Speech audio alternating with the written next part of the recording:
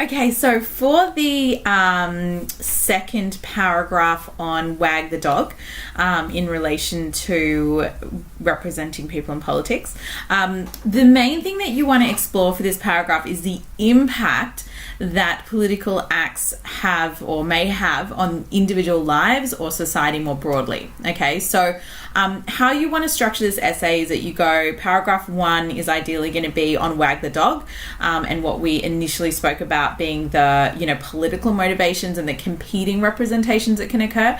And then paragraph 2 should ideally be on your related text that furthers that idea you've explored in Wag the Dog in the related text you're doing.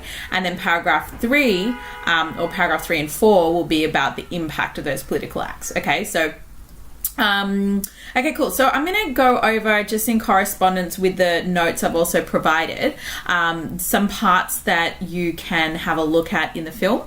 Obviously, these are just suggestions, but feel free to use them as well. There's plenty of options. Okay, so here's the main impact explored in Wag the Dog of these competing political agendas, and in particular the misrepresentation or the selective representation of people, events and personalities, particularly in the media in this particular instance.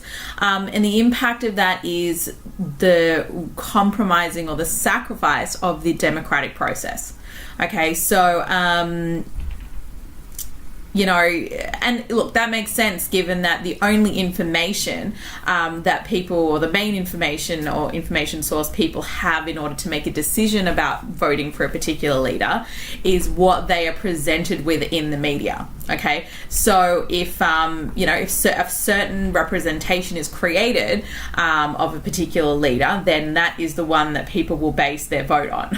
Okay, so although there is a whole idea of a vote and like the freedom to choose our leaders, what's being commented on here, what's being satirized, is the idea that given there's so much control and influence over what is distributed in the media, how are we really making a free choice to begin with, in terms of who we're voting for? So that's a fundamental political question that is raised in the representation of people in politics here.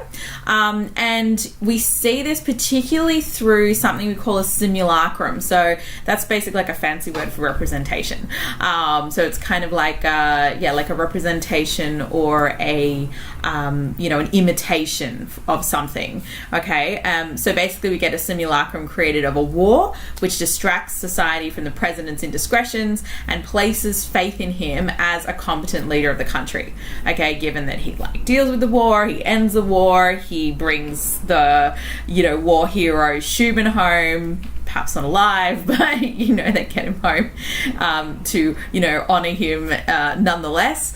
And so as we see, that really places power in the president's hands. And it's so ironic because actually we just don't even see the president. He's never even shown in the whole film. So all we see are these people that are representing him in certain ways in order to have people vote him in again. But he's just sort of, he does have some control. You hear him, obviously he's dictating things over the phone, but ultimately he's not even, he's just a figure, They say something about him towards the end that he's,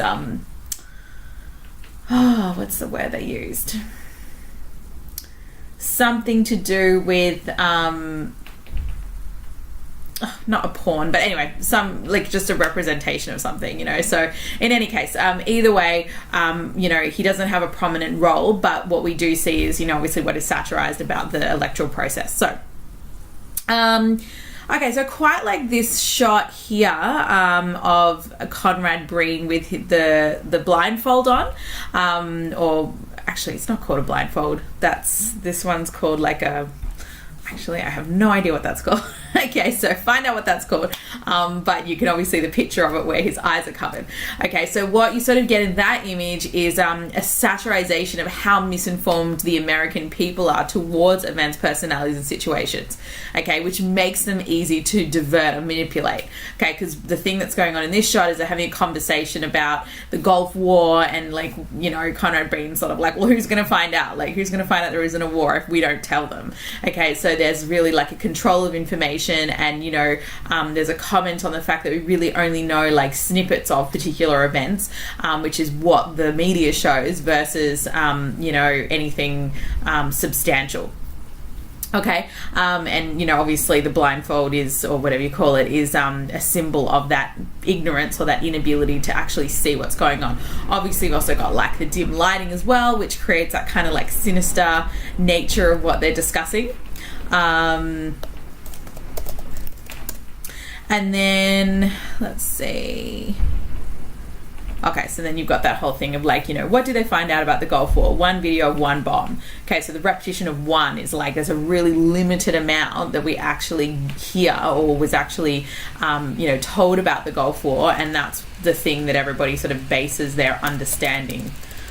And now, some of this is obviously exaggerated as well. I'm sure if they were teaching in history or something, you'd know a bit more than that. But either way, the comment is that there are particular key representations of particular events that really create an impression of the entire event that's occurred, which is really like limiting, okay? And that sort of comes back in a bit later on. There's this real irony of the repetition just after that, where they say, let the American people decide. So there's this whole like impression, or how do I say this? Like,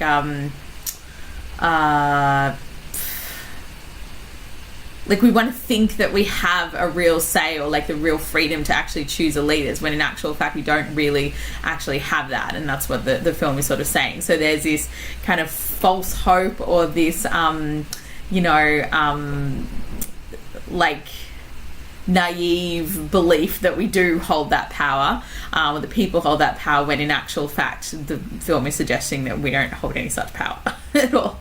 Okay, okay, cool. And you can sort of, I think it's really important to actually also demonstrate the value there is for democracy in the country. And they even play on that particular value in the movie while they're constructing something that completely undermines the democratic process, which is just like so ironic.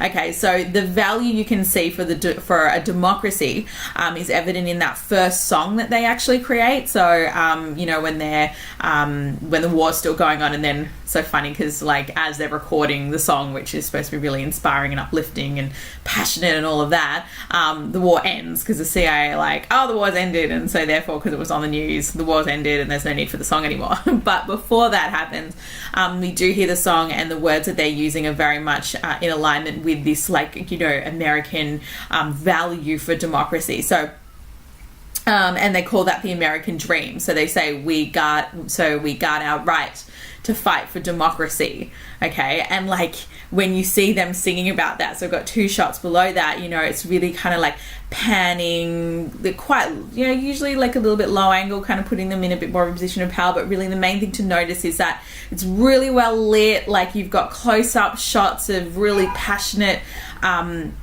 singers who really that passion revealed in like their facial expressions, and obviously the uplifting voices with which they're singing leave you with the impression that they really value, like there's this really core fundamental value for democracy. And obviously what they're singing about, this is American dream, which in the whole process of this voting for the president is like I said, completely undermined. So you want to kind of really start with that idea that there is a real value, or they're trying to say that there's a value, or there is a value, I would say, for democracy. And then the film obviously contradicts the existence of that actual democracy. Okay. All right, cool. So the next thing you kind of got is like, the power that Motts and, and Breen and so on hold over the, this actual electoral process. So there's, that first press conference where they're, you've got that low angle shot there looking up at these three figures, and obviously, the lady, can't remember her name, I've got it further down in my notes, she's on the phone directing what the guy in the press conference is actually talking about. And anyway, the three of them are kind of got that low angle shot, putting them in a position of power as they look down on the television screen. Through that use of angling, you can really see the power that they hold, so I've got two low angle shots there. And then, them looking down at the man, like conducting the press conference, as he then proceeds to repeat what they're telling him to say. Okay, so that's one example of the power that's held over what gets distributed in the media. The next kind of 3 images were just examples of, the fact that we only really remember those really, the selection of images that are distributed, particularly in the media again, that have us remember wars. So, remember the slogans and we can't even remember the wars. That's show business. And they keep talking about how, this particular electoral process is show business. It's a metaphorical pageant. So again, nothing to do with the, democratic values with which, America holds so high. All right. So you've got that Vietnam image, that's Kim Phuc there, and then you've got the V for Victory, the men raising the flag, so the use of those kind of snapshot, really well famously known snapshots of those particular events, which create the representation of those, what's actually going on, but it's really quite superficial is what the comment is. So given the fact that we're used to kind of just getting superficial snapshots of particular events, that sort of allows the public to be manipulated through images that are created. Okay, which then takes us on to the next bit, which is the clip that they produce as a representation of what's going on with the Albanian war, which is and very clear images are selected here. Okay, so what they kind of sum that up with is that you've got a young girl in rubble with a kitten. Okay, so I thought that was quite a good quote because it's very snappy. You got the 3 key things, and it obviously have a look. Young girl is very specific. It's not just a girl. It's not a woman. It's not a man. It's a young girl, right? So you've got this really image of innocence, vulnerability. In the rubble, there's going to be destruction all around her, and then with a kitten. So kitten again, it's not just a cat. It's a baby cat, hence a kitten. All right, and the fact that then the president says he specifically wants a white one. Okay, so you get this really potent image of the innocent being, put in harm's way, and now the president's going to be the hero to come in and save these poor innocent victims of this war that has been completely fabricated. Okay, so a couple of things you can say about it. You can say the war happened in hyper-real space, just the use of vocabulary there. Clearly it's, just been completely constructed in a studio. Digitally, the use of digital patching, screening, and, anyway, basically the technology they use allows them to create a real what appears to be an authentic view of what's going on, but it really kind of allows us to see, or Barry Levinson's trying to have the audience of Wag the Dog to actually see how easy it is to actually manipulate these particular images, and how would we even know the difference? So that's a little bit troubling. And again, just make sure, I think it's really good for you to use the word simulacrum somewhere. So, so the construction of a particular image or representation of the war here through that simulacrum is, something that's really good to write. And then, of course, that's illustrated through the juxtaposition between what's really going on in the studio and then what we actually see in the creation or the superimposition of various other images that dramatize it as a very dangerous wartime situation. Okay, so here you can see images of, the girl in an empty studio. She's holding a bag of Tostito chips. And then, the juxtaposition of that to then, you've got the village, the smoke they've added in, the screaming. They added a bridge to possibly make it look even more dangerous, she's got some kind of way to run across, and then the sirens that they add in. So a couple of things. Okay, so comment on the new image that you can see. So obviously, what's now in the image versus what was in the studio. So like I just said, with the the rubble, the burning houses behind her, and so on. And then here you've got an actual shot where the camera is positioned over the shoulder of the directors. So you've got the directors in the foreground closest to us, and then you have the image that they're manipulating in front of them. Okay, so it gives us the idea that they are ultimately controlling the image that's being created, okay, through that camera shot that we get. Okay, and and just to keep in mind, obviously, it's this particular image being distributed, or the construction of this representation that will justify the war being fabricated as one that will save innocent lives. Okay, so it's really important that obviously this image is moving and like troubling for people so that they can see, or like there's a justification for why there's a war happening. Okay, and then something you can mention is like there's sort of like a what we call an intertextual reference to Anne Frank. So they call them the Anne Frank siren. So have a quick look and see who Anne Frank is. But basically, she was quite a famous teenager who hid during World War II from the Nazis. She was Jewish. She she hid out in Amsterdam. It's quite a famous house over there. It's really interesting to go look at. And basically she was caught like right at the end of the war, like very close to the end, and then she was sent off to a concentration camp and she died there. So it's a very much Anne Frank is really a symbol of the innocent being victimized at war. So by actually even calling them Anne Frank sirens, we're getting all these connotations of like a young girl who is being being traumatized and possibly like being victimized at war. So, and then this whole notion that America's going to go in and do something about that. Okay, and that's what the president's doing. So again, all of this creates this continues this impression of the president as being heroic and someone that is actually protecting the weak and the innocent. Okay, all the while, very ironically, again, to distract people from the fact that he has been accused of molesting a young girl. So, like, the whole thing is just caked in irony. Cool, and just two more shots of, you've got the girl with the baked potato chips, then the kitten that is the white kitten that is, like, superimposed or punched in, as they call it. Okay, and then the image that's shown in the actual news. Okay, I quite liked this random line when the plane goes down. So